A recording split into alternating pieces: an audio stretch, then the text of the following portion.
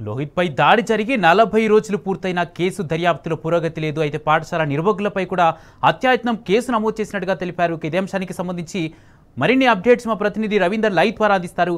రవీందర్, విద్యార్థిపై దాడి జరిగి దాదాపు 40 రోజులవుతుంది. గొడ్డలి కత్తిపోట్లు ఉన్నట్టుగా తెలుస్తుంది. దీనికి సంబంధించి ఇన్ని రోజులైనా పోలీసుల విచారణలో ఏం తెలియంది, పోలీసులు ఏం వెల్లడించారు, పూర్తి అప్డేట్స్ ఏంటి? రైట్ కుమార్, ఇన్సిడెంట్ జరిగి దాదాపుగా 40 రోజులు గడుస్తుంది. 40 రోజుల క్రితం ఇదే మన వెనకాల బ్యాక్గ్రౌండ్ లో కనపడుతున్నటువంటి వేద పాఠశాలలో 2 ఇన్సిడెంట్స్ ప్రధానంగా చోటు చేసుకోవడం జరిగింది. మొదటి ఇన్సిడెంట్స్ లోహిత్ మణికంఠ. లోహిత్ అనే వ్యక్తి పిల్లవాడు ఇక్కడ ఇదే వేద పాఠశాలలో విద్యను అభ్యసిస్తున్న వేదాలు పఠిస్తున్నారు. వేదానికి సంబంధించినటువంటి విద్యను అభ్యసిస్తున్న తరుణంలో ఇదే పాఠశాలలో ఒక ఇన్సిడెంట్ చోటు చేసుకుంది. అతడు రాత్రి నిద్రపోయే సమయంలో దాదాపుగా 8 నుంచి 9 గంటల పరిసర ప్రాంతాల్లో ఓ వ్యక్తి దాడి చేశాడు.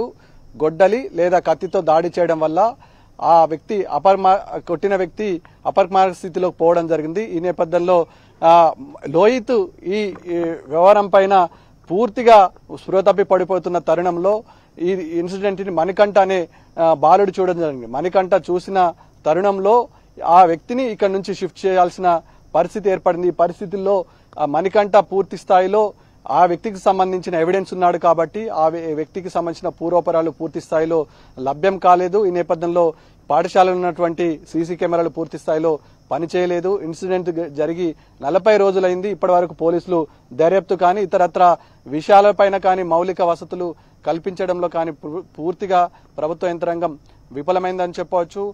హృదయ విదాయకమైన ఘటన. 2 విద్యార్థులు ఒకే పాఠశాలలో ఈ ఒకే రకమైన ఇన్సిడెంట్ తో ఒక వ్యక్తి పూర్తిగా ప్రాణాలు కోల్పోయాడు. మరో వ్యక్తి తూఫాన్ మండలంలో గన్పూర్ అనే గ్రామంలో లోహిత్ అనే బాలుడు ఇప్పుడు ప్రస్తుతం అయితే కోలుకుంటున్నాడు. ఈ నేపథ్యంలో చుట్టుపక్కల పరిసర ప్రాంతాల్లో ఉన్నటువంటి విద్యార్థులంతా భయాందోళన వ్యక్తం చేయడం జరిగింది. పూర్తిగా సమగ్ర విచారణ జరిపించడంలో ప్రభుత్వ యంత్రాంగంతో పాటు పాఠశాల నిర్వాహకుల వైఫల్యంను బాహ్య ప్రపంచానికి చెప్పడంలో పూర్తి స్థాయిలో అధికార యంత్రాంగంతో పాటు పాఠశాలల్లో ఉన్నటువంటి నిర్వాహకులు కూడా పూర్తి స్థాయిలో అశ్రద్ధత కనబర్చినట్టుగా స్పష్టంగా కనబడుతుంది.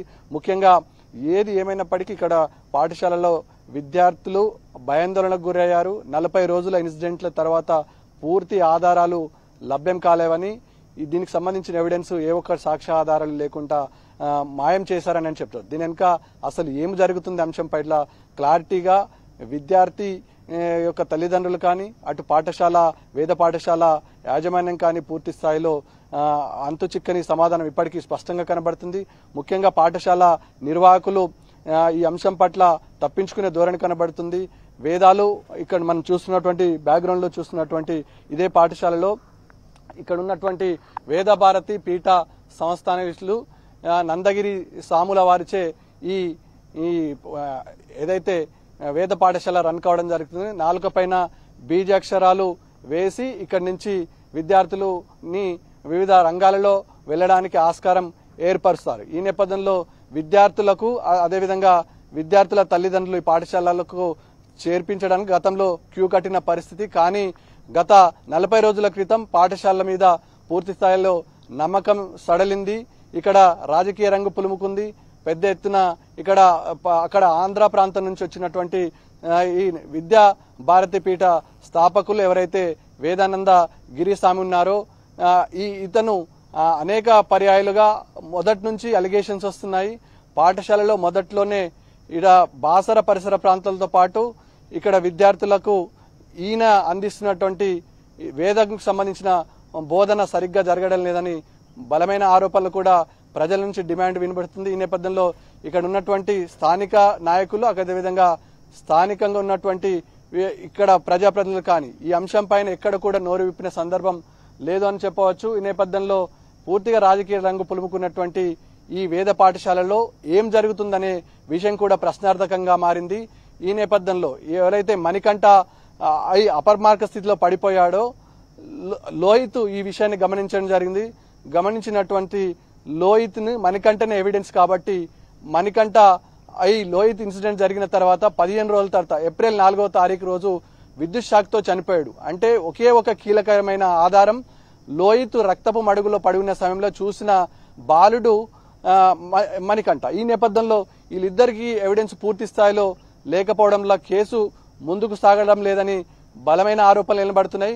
ముఖ్యంగా ఈ పాఠశాలలో ఉన్నటువంటి ఇన్సిడెంట్లు దాదాపుగా 19వ తారీఖున ఈ సంబంధించిన ఇన్సిడెంట్ పూర్తి జరగడం జరిగింది.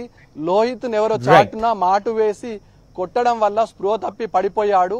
ఈ ఇన్సిడెంట్ పూర్తి స్థాయిలో చూసిన తర్వాత ఏం జరుగుతుందనే అంశం పట్ల క్లియర్ గా మణికంఠ మాత్రమే ఎవిడెన్స్ గా ఉండే, మణికంఠ చనిపోయిన తర్వాత దానికి ఎవిడెన్స్ పూర్తి స్థాయిలో లేకపోవడం జరిగింది. డిమాండ్ చేస్తున్నారు ఈ అంశం పైన సమగ్ర విచారణ జరిపించాలని అటు హిందూ సంఘాలు కానీ ఇటు విద్యార్థి తల్లిదండ్రులు కానీ అదేవిధంగా విద్యార్థి సంఘాలు కానీ పూర్తి స్థాయిలో దర్యాప్తు చేసి ఈ అంశాన్ని వేగవంతం చేయాల్సిన అవసరం ఉంటుంది. దాదాపు 350 మంది విద్యార్థులు ఇదే వేద పాఠశాలలో విద్యను అభ్యసిస్తున్నారు. మరి వారి పరిస్థితి ఏంది? ఎలాంటి రికగ్నిషన్ లేకుండా పాఠశాలను రన్ చేసుకోవడం వల్ల ఎలాంటి ఆధారం లేకుండా మాయం చేయడం వల్ల ఆంతర్యం ఏంటనే అంశంగా ఉంటుంది. బాసర ఒక పవిత్రమైన పుణ్యక్షేత్రం. అనేక దేశ విదేశాల నుంచి ఇక్కడికి భక్తులు వస్తుంటారు. దేశంలోనే 3వ పుణ్యక్షేత్రంలో అత్యంత ప్రాముఖ్యత గాల్చిన బాసర పుణ్యక్షేత్రానికి పెద్ద ఎత్తున భక్తులు తరలి వస్తారు. ఒక నమ్మకం అపకీర్తి పురుడు పోసుకుంటుంది. ఈ నేపథ్యంలో పూర్తిగా సమగ్ర విచారణ జరపాలి, దోషులను కఠినంగా శిక్షించాలని ప్రధానంగా డిమాండ్ వినబడుతుంది. ఈ నేపథ్యంలో ఎవరైతే ఈ ఆశ్రమ నిర్వాహకులు ఉన్నారో ప్రస్తుతం అయితే అబ్స్కాండ్ ఉన్నారు, ఎక్కడున్నారనే అంశం పైన క్లారిటీ లేదు. పూర్తిగా సమగ్ర విచారణ జరిపించి బాధితులకు న్యాయం చేయాలని డిమాండ్ స్పష్టంగా వినబడుతుంది. Vote studio. Right, thank you Ravinder.